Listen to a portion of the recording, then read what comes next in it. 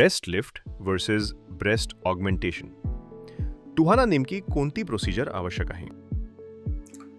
जसं स्त्रीचं वय वाढत जातं तर स्तन टोसिस म्हणतात त्याला, खाली यायला लागतात किंवा वजन कमी झालं तर ओघळतात किंवा जे निपल आहे ते एकदम खाली येते किंवा व्हॉल्यूम लॉस होतो की बाळंतपणानंतर एकदम ब्रेस्ट श्रिंक होते.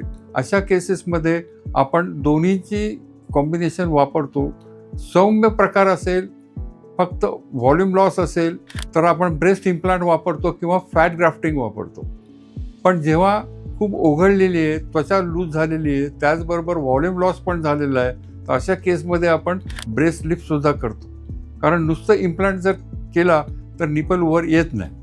अशा रीतीने इंडिव्हिज्युअल केसमध्ये ट्रीटमेंट प्लॅन करावा लागतो पेशंटच्या सल्ल्याने आणि त्याप्रमाणे केल्या जातं. हे जजमेंट टेस्ट सर्जनवर सोडायला पाहिजे.